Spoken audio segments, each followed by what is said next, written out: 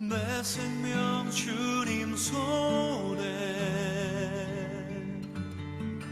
나는 교회 성도들, 오늘 하나님의 부름에 응답하여 예배의 자리로 나아가겠습니다. 하나님의 임재를 구하는 기도 다 같이 하시겠습니다. 예수님의 걸음을 따라 아버지의 품속으로 나아갑니다. 십자가의 피를 의지하여 죄 용서하심을 믿고 주께 나아갑니다. 성령님의 감동 감화하심을 믿고 연약함을 무릅쓰고 하나님 아버지 앞에 나아갑니다. 우리의 온 영혼과 우리의 하나님을 향한 그 온 마음을 하나님께서 거두어 주셔서 하나님의 놀라우신 은혜로 우리를 풍성하게 채워주시고 바꾸어 주시옵소서. 하늘 아버지 나 경배합니다.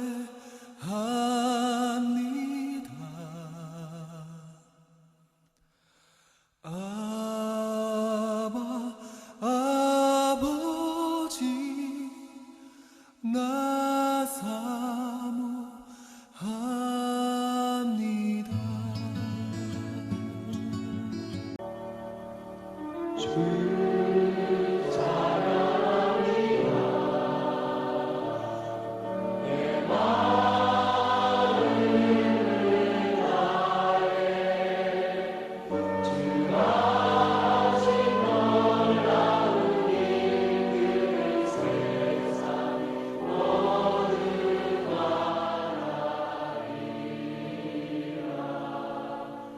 지난 한 주간의 삶을 돌아보면서 회개하고 감사해야 할 제목으로 하나님께 기도하시며 나라와 민족과 열방과 교회와 이웃을 위해서 중보하는 시간 가지겠습니다.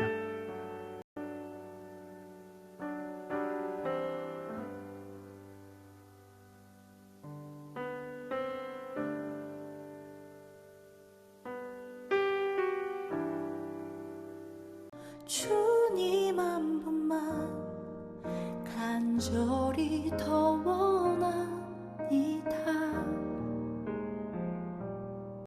사랑하는 예수님과 더 하나 되기 위하여 성찬의 자리로 나아가겠습니다. 하나님은 성만찬을 통하여서 우리가 삶의 모든 순간 예수님을 의식하고 예수님과 하나 되고 예수님과 동행하며 예수님을 위해서 살아가기를 원하십니다. 이 성찬, 이 깊은 시간 성령께서 우리들에게 역사하여 주셔서 영과 혼과 육이 살아계시는 예수님과 온전하게 하나 되는 그런 시간이 되어질 줄로 믿습니다. 이 자리에 나는 교회 성도들을 기쁨으로 초대합니다.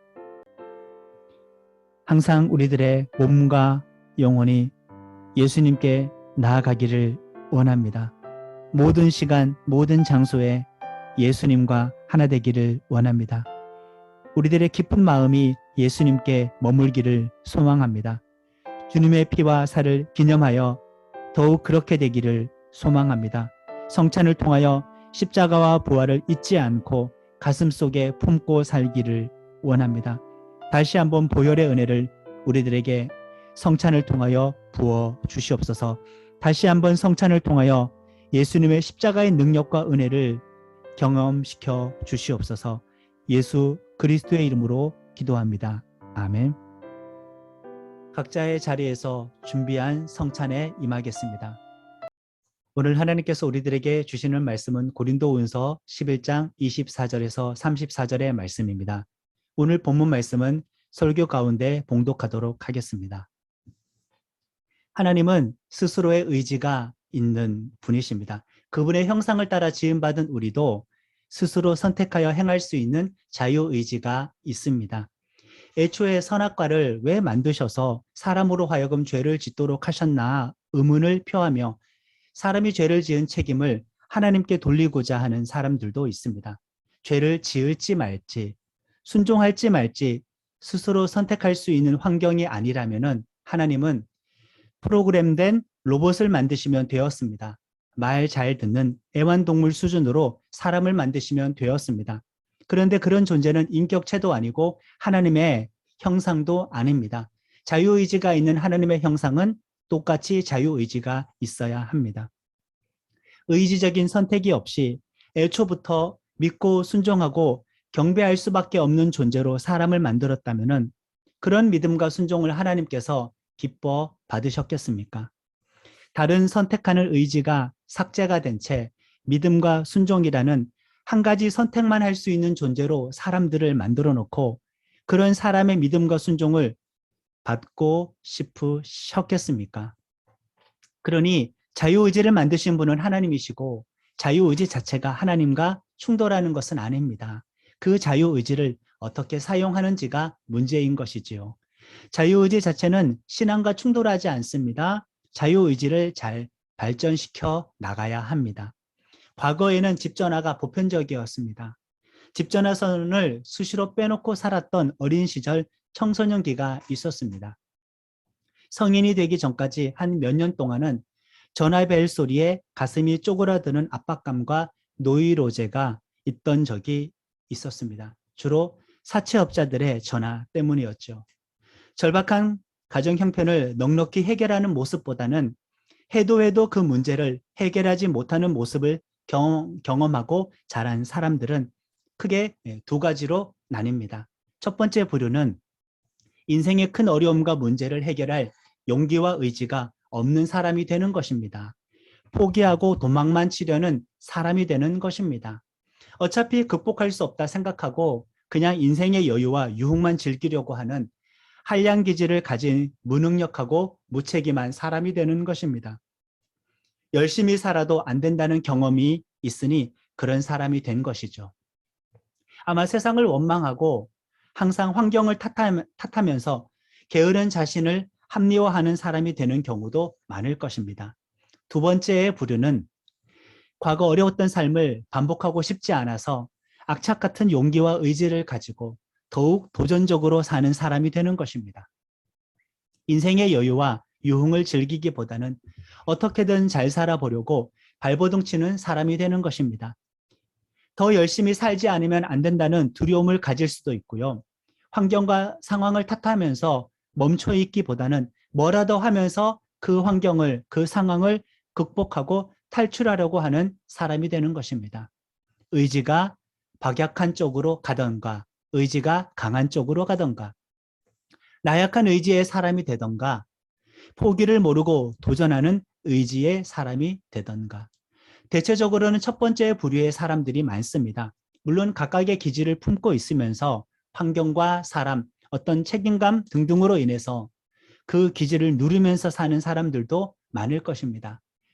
나는 교회 지체들은 어느 쪽입니까?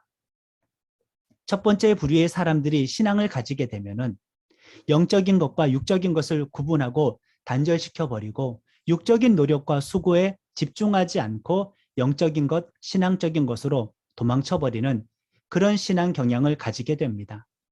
육적인 문제를 극복할 의지는 없고 도전할 엄두는 못 내고 하나님께서 기뻐하신다고 하니 하나님께서 영적인 것을 좋아하신다고 하니 차라리 잘 되었다. 영적인 영역에 전념만 하게 됩니다.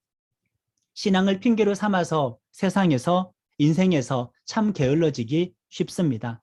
게으른 자신을 숨길 수도 있고요.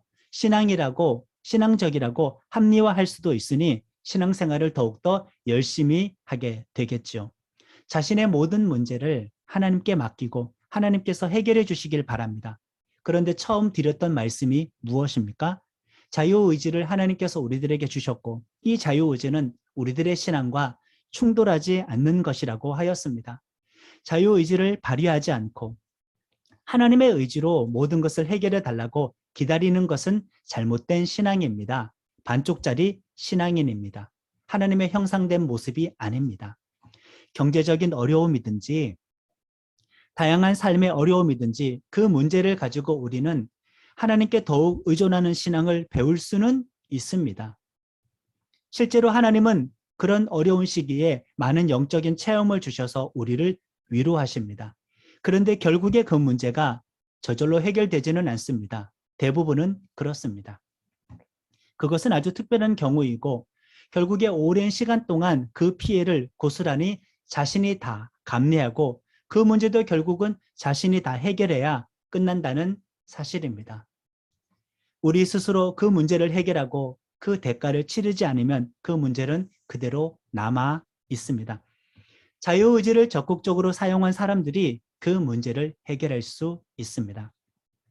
계속 하나님이 대신 해결해 달라고 손 놓고 기도하면서 기다리게 되면 계속 기도하면서 기다리게 될 것입니다. 내 문제에 나의 모든 의지를 쓰지 않고 은혜만 되는, 정말 은혜만 되는 신앙생활에 모든 의지를 쏟으면은 내 문제를 해결해 주실 거라고 생각합니다. 그런데 문제가 해결되지 않으면 하나님께 서운하고 하나님께 배신감 느끼면서 신앙생활에 회의감을 가지게 됩니다. 신앙생활은 사실 예수님의 죄 용서하시고 구원하신 은혜의 당연한 반응이고 내 삶의 문제는 하나님께서 내게 주신 자유의지를 가지고 그 자유의지를 최대한 발휘해서 스스로 해결해 나가야 할 영역입니다. 물론 하나님이 주시는 힘에 근거해서 자유의지를 발휘해야 합니다. 자유의지가 완전하게 사라지는 것이 성령 충만이 아니라는 말씀이지요. 신앙과 자유의지는 이렇게 충돌하지 않습니다. 도리어 신앙을 위해서 신앙 안에서 자유의지를 최대한 발휘할 수 있어야 신실한 신앙인의 태도입니다. 하나님을 위한 믿음과 순종의 표현으로 우리는 의지를 쏟아부어야 합니다. 우리들은 삶에 대해서 엄청난 애착을 가지고 나의 모든 의지를 쏟아야 합니다.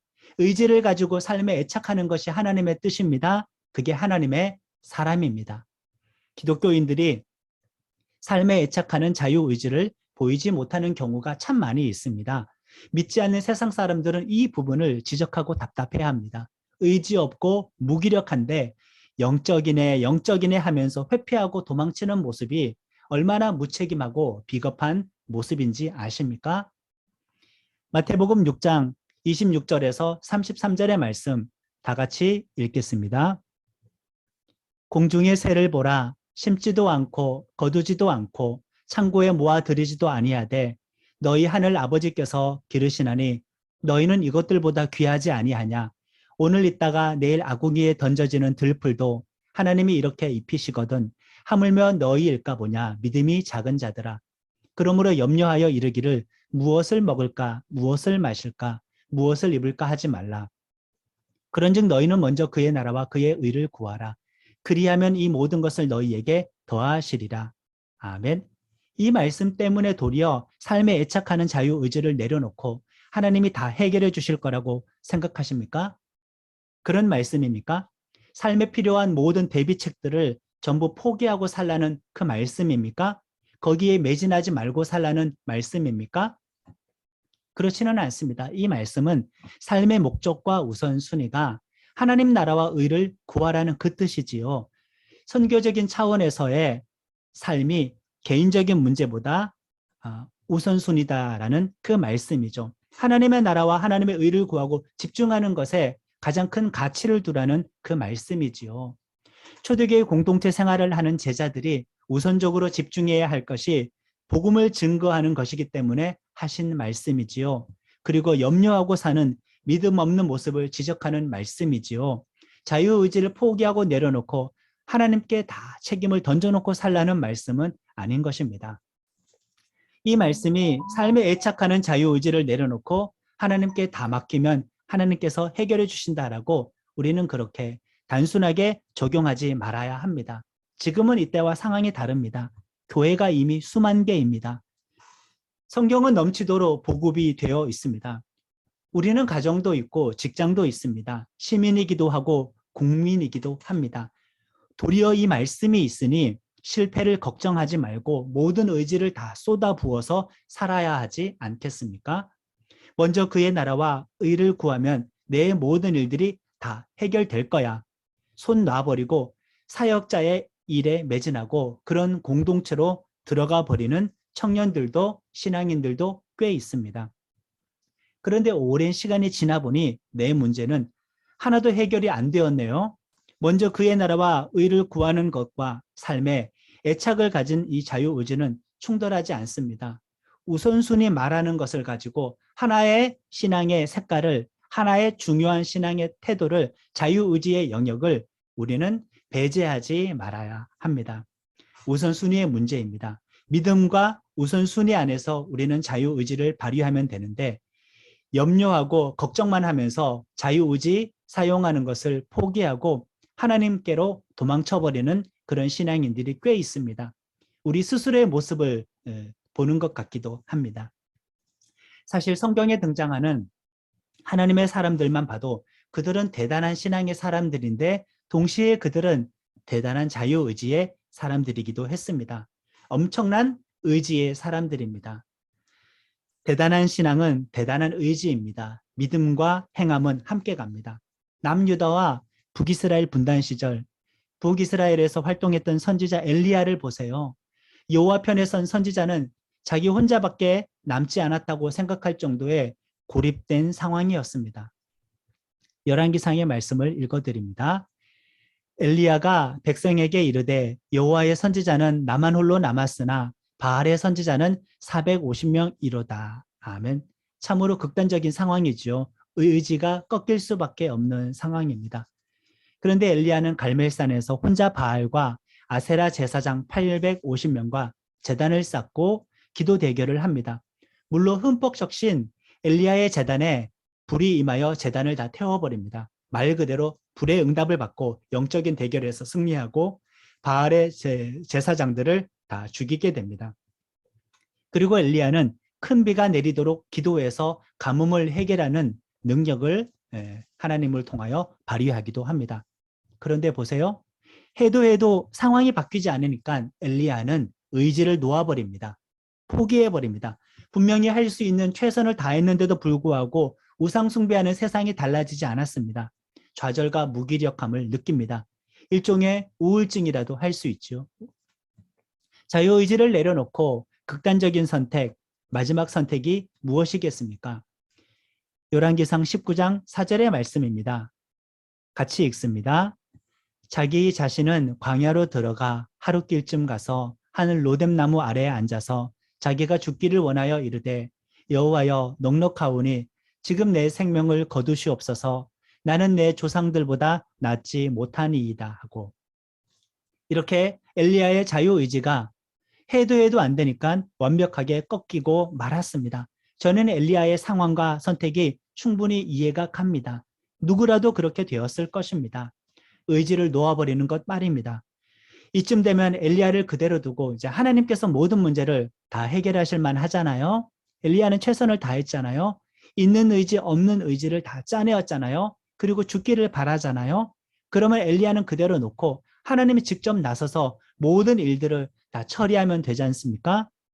그런데 하나님께서는 그런 방법을 선택하지 않으셨습니다. 도리어 하나님은 엘리야가 다시 의지를 살려서 삶의 애착을 가지고 사명을 완수하도록 하셨습니다.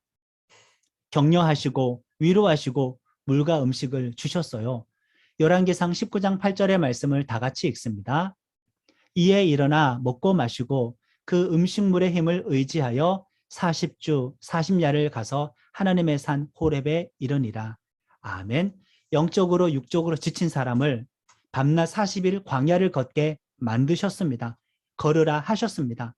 호렙산에서 엘리야는 다시 한번 하나님의 임재를 경험하고 힘을 내어서 마지막까지 주어진 사명을 다 완수하고 하늘로 승천하게 되었습니다. 이것이 하나님의 방법입니다. 이것이 하나님의 사람이 사는 방법입니다. 이것이 하나님이 하나님의 사람을 다루는 방법입니다. 포기하는 것보다는 내려놓았던 의지를 다시 부여잡고 최선을 다해서 그 자유의지를 발휘하여 하나님의 뜻 수행하기를 하나님께서는 원하고 계십니다. 예수님이 죄로 가득한 세상, 자신을 죽이는 세상, 십자가에서 죽으셨지만 스스로 선택하는 의지가 없으셔서 무기력하게 죽으신 것은 아닙니다. 연약하여 죽으신 것이 아닙니다. 예수님의 자발적인 선택이었습니다. 충만한 의지였습니다. 하나님은 우리들에게 선교를 명하셨지요. 땅끝까지 이르러 제자를 삼으라고 하셨습니다. 한 명의 영혼이라도 그렇게 하나님이 필요하면은 하나님이 직접 전도하시면 되지 않습니까? 그런데 무슬림 국가들은 복음화율이 0. 몇 프로, 0.0 몇 프로, 0.00 몇 프로에 머물고 있습니다. 그런데도 하나님이 직접 나서지 않으십니다. 복음 증거하는 삶을 선택하는 의지를 찾고 있습니다.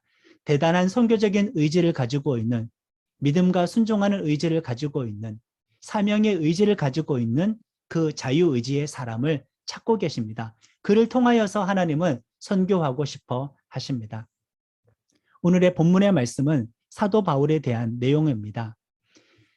24절부터 34절까지 저와 함께 교독하시겠습니다. 유대인들에게 40에서 하나 감한 매를 5번 맞았으며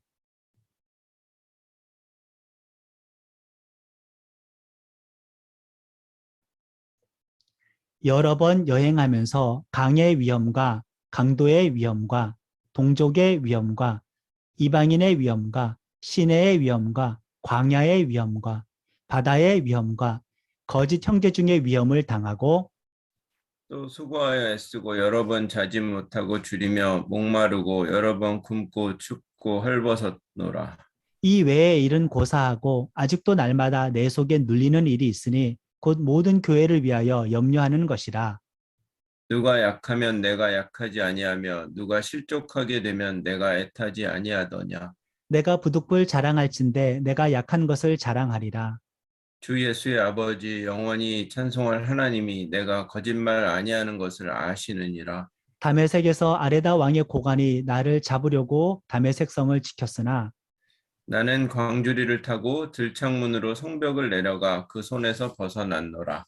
방금 우리가 읽었던 사도 바울이 전도 가운데 경험했었던 이런 극심한 고난 가운데 하나라도 우리가 경험한 것이 있을까요? 일단 우리는 없습니다. 이 중에 하나라도 만약에 우리가 경험했다고 하면은 제가 설교 서두에 이야기했던 첫 번째 부류의 사람이 되었을 것입니다. 의지가 꺾여버리는 사람이 되어지는 것이죠. 그런데 바울은 보세요. 바울이 영적인 사람이 아니어서 자유의지만 남아 있었나요? 바울은 신령한 사람입니다. 성령 충만한 사람입니다. 신비한 능력과 체험이 많은 사람입니다. 하늘나라의 깊은 곳 3층 천까지도 갔다 온 사람입니다. 바울은 영에 속한 사람입니다. 그런데 이렇게 엄청난 의지의 사람이기도 했습니다. 그러니 영적이라는 것은 지극히 의지적이라는 말과 동일한 말이 되는 것입니다. 우리라면은 상처받고 포기하고 자유의지를 내려놓았을 상황을 수도 없이 경험을 했지만은 사도 바울은 그런 자유의지를 꺾지 않았습니다. 믿음 좋은 사람이었기 때문에 삶에 애착하는 자유의지가 꺾이지 않았죠. 하나님은 이렇게 자유의지를 통하여서 우리들의 믿음과 순종을 받고 싶어 하십니다. 성령의 인도하심과 자유의지를 충돌시킬 필요 없습니다. 거룩하고 신령한 것을 나의 자유의지와 충돌시킬 필요는 없습니다. 성령님이 우리의 몸으로 들어와 우리의 손가락과 발가락을 움직여 조정하지는 않으십니다. 그분이 우리를 감동하시고 인도하시고 능력 주시고 지혜를 주실 때 우리가 움직여야 하는 것입니다. 이 모든 말씀들을, 이 문제를 우리들의 삶에 한번 적용해 볼까요? 9시간 기도하고 1시간 일하는 사람이 있습니다. 반대로 9시간을 일하고 1시간 기도하는 사람이 있습니다. 그러면은 9시간 일한 사람이 하나님의 뜻대로 신실한 사람인 것입니다. 그 사람이 성공하는 것이 하나님의 뜻입니다. 9시간 공부하고 1시간 기도하는 사람이 있습니다. 9시간을 기도하고 1시간 공부하는 사람이 있습니다. 그러면은 9시간 공부하는 사람이 성공하는 것이 하나님의 뜻입니다. 개업 예배를 드린다고 취업 예배를 드린다고 성공하는 것이 아닙니다. 상권을 분석하고 길목을 살피고 관계된 전문가를 만나고 정보를 취득하고 능력과 기술을 갈고 닦아야 합니다. 기도로 해결할 문제가 아니라 삶에 애착하는 자유의지로 해결할 문제입니다. 기도는 기본이죠. 직업에 필요한 모든 재능을 키우고 쓸 수 있는 모든 의지를 사용해서 최선을 다하는 성도가 성공하는 것이 하나님의 뜻입니다. 우리가 살다 보면 빚을 많이 지게 되겠죠? 빚을 많이 지게 되었습니다. 하나님이 대신 갚아주시지 않습니다. 투잡을 뛰든지 쓰리잡을 뛰든지 밤잠을 줄여가면서 일하든지 내 손으로 그 문제를 해결해야 합니다.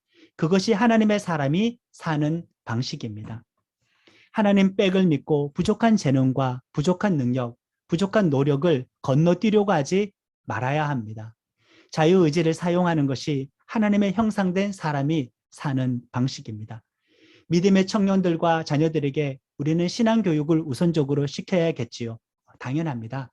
그런데 재테크 등 경제교육도 시켜야 합니다. 적금을 들게 하거나 조금이라도 이율이 높은 것으로 갈아타게 하는 교육도 시켜야 합니다. 이 모든 것들은 자유의지를 사용하는 문제입니다. 자유의지를 배제한 신앙은 신실한 것이 아닙니다. 게으른 신앙으로 오해하게 만들어 버리는 겁니다. 현실을 외면하고 회피하는 것을 신령한 것이라고 오해하게 만들어 버리는 것입니다. 하나님의 임재는 현실과 일상, 우리의 의지의 영역 속에 있습니다. 그 영역에 영적인 것이 겹쳐 있습니다. 마태복음 6장 26절 30절의 말씀을 한 목소리로 읽습니다. 공중의 새를 보라. 심지도 않고 거두지도 않고 창고에 모아들이지도 아니하되 너희 하늘 아버지께서 기르시나니 너희는 이것들보다 귀하지 아니하냐. 오늘 있다가 내일 아궁이에 던져지는 들풀도 하나님이 이렇게 입히시거든 하물며 너희일까 보냐. 믿음이 작은 자들아. 이 구절 때문에 노후를 준비하는 문제에 의지를 사용하는 것이 불경하다고 세상적이라고 욕적이라고 오해하지 말아야 합니다. 우선순위와 삶의 목적과 동기 문제, 공동체와 선교적인 삶을 살라고 강조한 말씀을 우리는 그렇게 적용하지 말아야 합니다. 우리 모두는 노후를 지혜롭게 준비해야 합니다. 제발 삶에 애착하는 자유의지를 가지시기를 축원합니다. 교회가 세상으로부터 신뢰를 잃었어요. 정당한 비판과 함께 억울한 비판도 있지요. 하나님이 언젠간 해결해 주실까요? 그렇지 않습니다. 우리가 일으킨 문제입니다. 그러면 우리들은 5년이 걸리든 10년이 걸리든 20년이 걸리든 성도들이 가지고 있는 자유의지를 사용해서 세상에서 빛과 소금의 역할을 해야 문제가 해결됩니다. 자유의지를 사용하지 않고 가만히 있으면은 교회에 대한 부정적인 인식은 그대로입니다. 제발 삶에 애착하는 자유의지를 가지시기를 축원합니다. 하나님을 전적으로 의지하고 모든 것을 맡긴다는 것은 이렇게 자유의지를 포기하는 것이 절대 아닙니다. 하나님을 의지하고 맡기는 관계 안에서 자유의지를 더 많이 사용하겠다는 그런 뜻이죠. 우리가 문제를 만들었으면 하나님께 힘과 지혜를 구하고 우리가 수습합시다.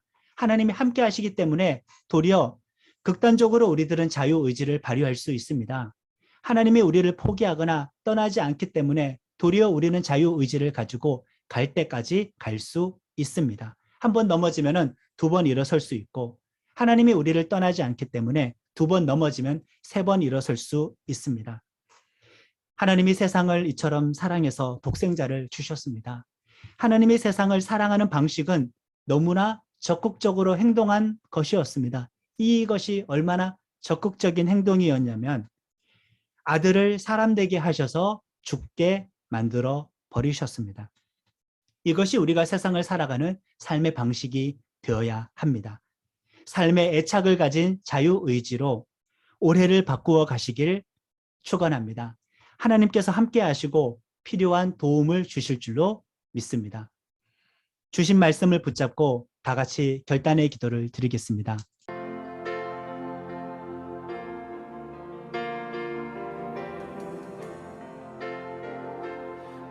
하늘에 나는 새로 주 성기 떨떠시네.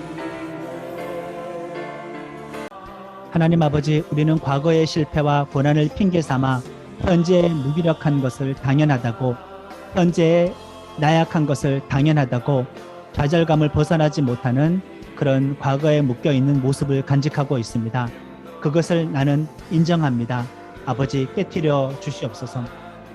그래서 문제와 상황을 회피하거나 미루거나 하나님께서 언젠간 대신 해결해 주겠지라는 자포자기한 마음을 신앙이라는 것으로 포장을 하거나 위장하는 그런 모습도 우리에게 여전히 있습니다. 이 모든 것들을 다 인정하고 벗어버리기를 원합니다.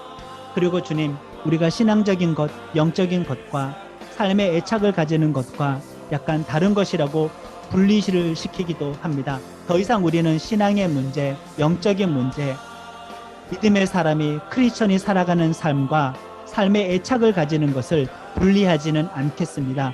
도리어 세상 사람들보다, 믿음이 없는 사람들보다 삶에 애착하는 자유의지를 더 가지고 삶을 개척하면서 살아가겠습니다. 능력과 지혜와 은혜를 더하여 주시옵소서.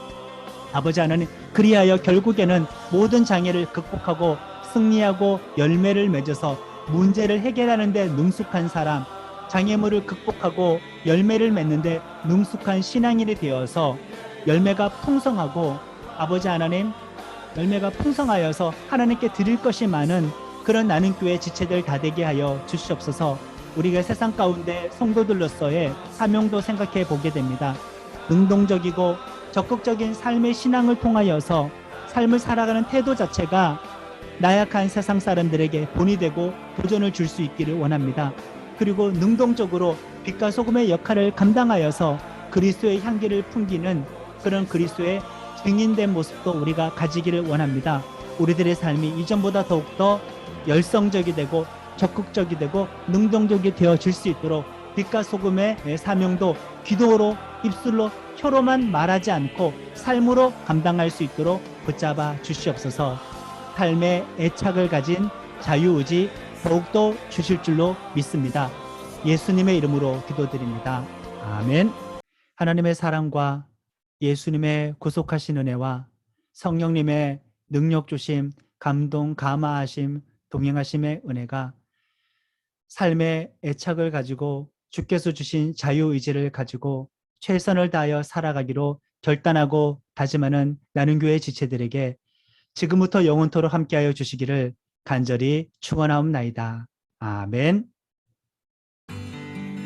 내 삶은 그 안에 있네. 내 모든 꿈과 계획들도